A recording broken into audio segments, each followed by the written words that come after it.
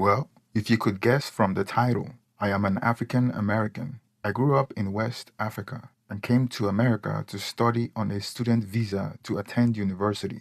I have always been a high achieving student in my home country. Before my senior year in secondary school, my teacher encouraged me to take an exam provided by the U.S. Department of State Professional Fellows Program. The exam was so easy, and after taking the exam, I thought it was a joke.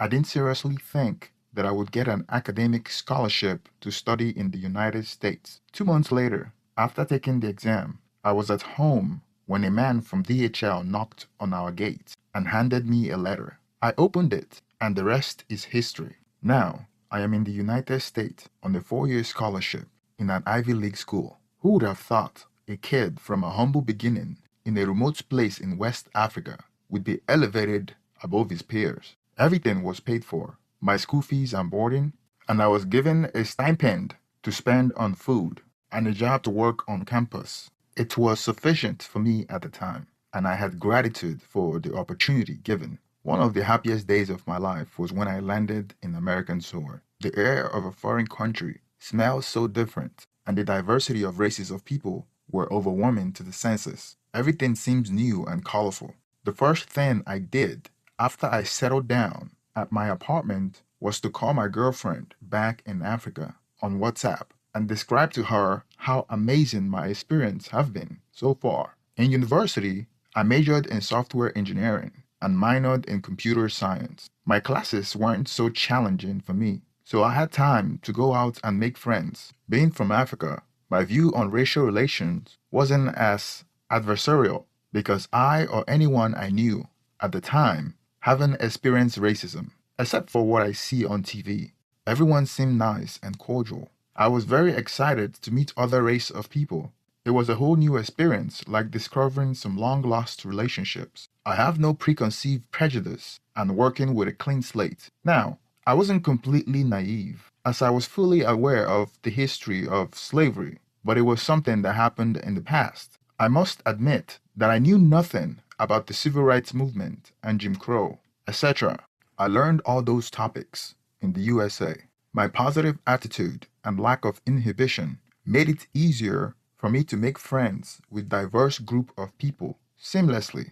And the fact that I was intelligent made my course mate to reach out to me to be their study buddy. There were a few fellow Africans in my school, and they always wanted me to hang out with them. But I prefer to learn more about other cultures and make friends with other race so I could assimilate better. I didn't hang out with them as much as they would have liked. Due to my outgoing nature, it was easy for me to interact with girls, and I started dating interracially. I wasn't entirely honest with my girlfriend back in Africa about dating other women because it was difficult to balance a long distance relationship. Moreover, before I left to travel to Africa, she told me that she would wait for me. I still loved her and didn't want to break her heart, which was why I was afraid to be honest with her. I couldn't enjoy my full experience without dating. Moreover, as our life got busier, our interaction became infrequent, but we never stopped texting each other at least once a week. Fast forward to 3 years later, I was in my senior year and due to graduate in the fall. I blew through my university and was due to graduate from a 4 year program in 3 years. I have a job already lined up with a company that will sponsor my visa here in Boston. Before my graduation, I was invited to a birthday party. It was at a mutual friend's party. That was when I met her. Let's call her Sarah. She was so captivating. The moment she walks in the room, all eyes were on her. I didn't see her when she walked in. I just noticed that everyone seemed to be staring at somewhere, and I followed their gaze. And there she was, tall and gorgeous. She came with two female friends. Her beauty stood out amongst the rest. I couldn't help but be drawn to her gentle smile that seemed so welcoming. She would later tell me that she felt the gaze, and she was right. Every guy in the room was staring at her. I remember that I was the only black guy in the room. I mustered up the courage to introduce myself to her. That was the attitude I was raised with. I walked up to her and introduced myself to her friends first, and then to her. I gave her a compliment, and I was feeling the vibe from them. They were responding positively to everything I said.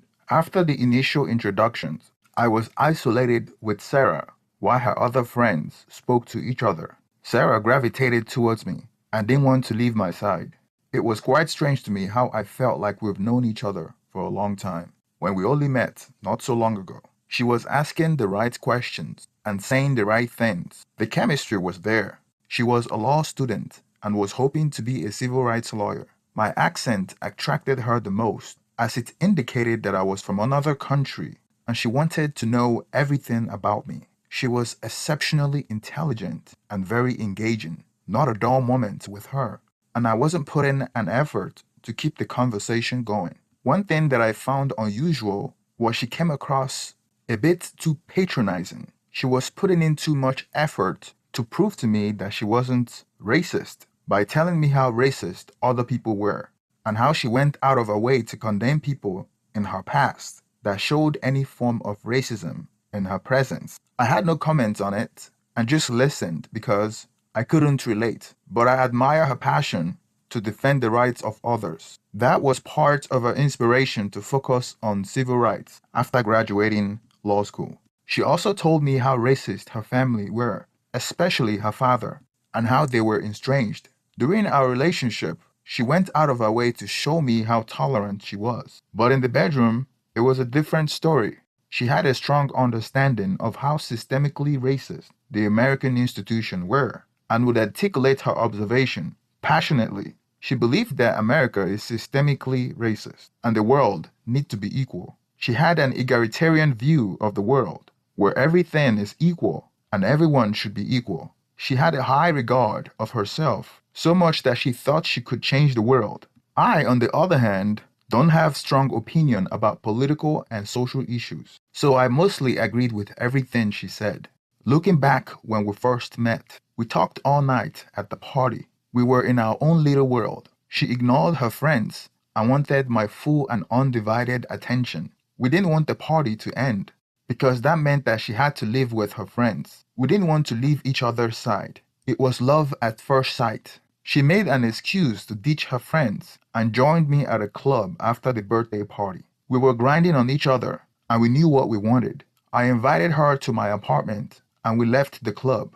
I was living in a 4-bedroom, 4-bath apartment as I had 3 other roommates. We ended up in my bedroom and had the wildest and strangest sex I have ever had. The interesting thing about how submissive she was during excess is she had a thing about master and slave and would vocalize it like a demon is upon her during excess, quite opposite of the well-mannered woman that wouldn't say a single curse word out of the bedroom. It was shocking to see someone that had been preaching about equality and how the world should be an egalitarian utopia and a one race of people. Then the dynamic in the bedroom is entirely different. There is a master and slave thing, and you wouldn't believe that one could use so many derogatory words in one sentence. She was using the N word and black DICK. I am your SLUT, on and on. It was strange and certainly thrilling, but I loved every moment of it. I felt like she was letting out a demon that she had been caging up for so long during the daytime. I thought maybe she grew up in a sheltered home and her parents warned her about specific groups of people, which was why she always had this fantasy. People want something that they are not allowed to have. She told me that I was the first black guy that she had been with. Note that this will be very important in the future. We continued to see each other, and she soon became my girlfriend.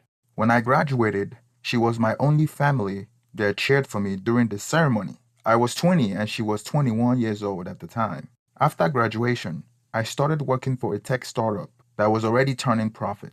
I was making good money from the jump, and I was sending money back home to my parents and even my ex-girlfriend in Africa. We didn't break up, we just stopped talking as often. I was sending money to my girlfriend because she would call me asking for school money, and I was paying for her tuition and upkeep. I had made her a promise before I left that I would never forget her, even though she told me that I would. I would like to think that I'm a man of my word. So even though I was in love with another, I was ready to support her financially, especially when a little goes a long way back home. After I graduated and started my job, I rented a nice pad in a nice part of town, and Sarah decided that she wanted to move in. I agreed because she was at my house always, and we got along well. Not a dull moment with her. A few things I found out about her was that she had a high excess drive. The downside is that at times it was exhausting because I couldn't keep up with her. My job was becoming stressful, especially when I had to meet deadlines. I had a talk with her about slowing down from 2 times a day to every other day because it was exhausting. She would agree, but then would restart after 2 weeks. Although the excess was really good, I couldn't keep up with her, and I didn't want to say no to her all the time. So instead of saying no to her, I would stay late at work.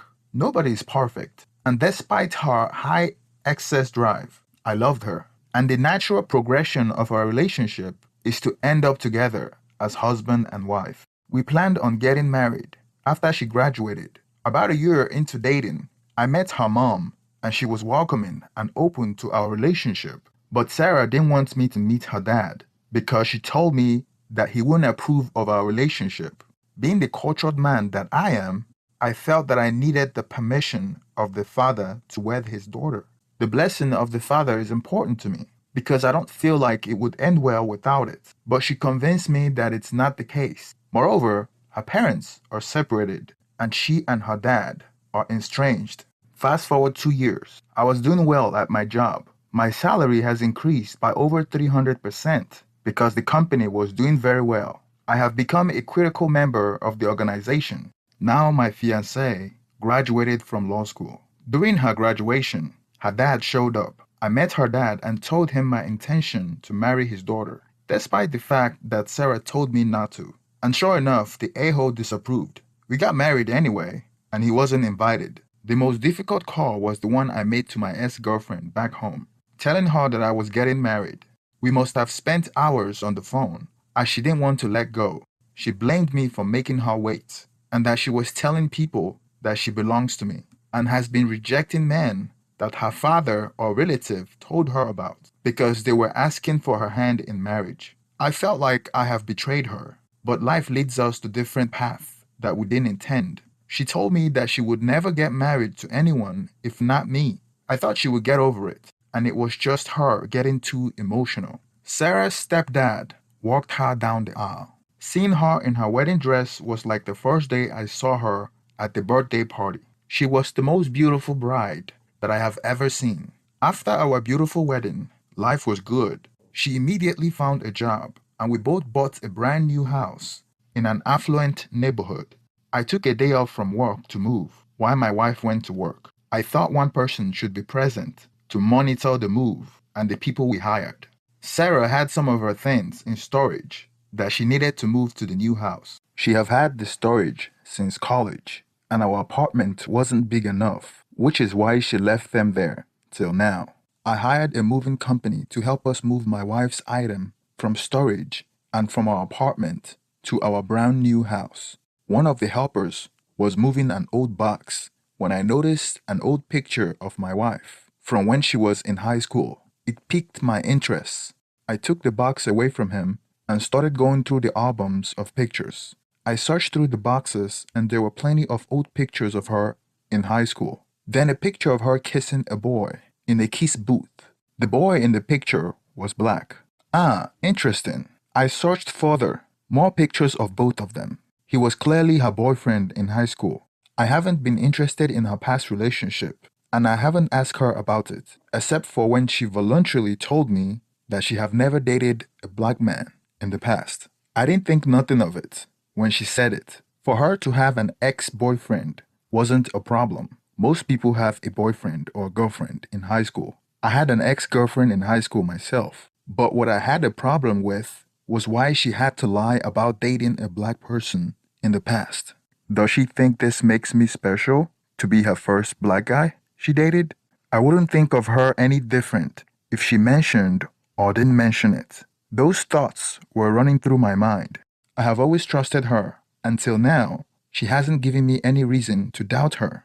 I searched further and saw a picture of a different black man with her at a bar. On the picture, she was a bit older, maybe during her sophomore year in college. He very well may have just been a friend from one of our outreach programs. They weren't affectionate, But that left an imprint in my mind. He must be part of her past life for her to save her photos with him. Maybe I was just being paranoid. Maybe it doesn't really matter. But why should she lie about it? Suddenly, it clicked in my mind. The interracial dirty talk. It's not something she just started. It certainly didn't seem like it. I wasn't her first black guy, and I have always known that it was her thing, and she just had a thing for black men, and was not in love with me, and was only with me for my skin color. That certainly doesn't make me feel special. I struggled with this question over the coming weeks, and I never confronted her about the old pictures that I found. I tried to suppress the thoughts and give her the benefit of the doubt, but it was becoming a distraction.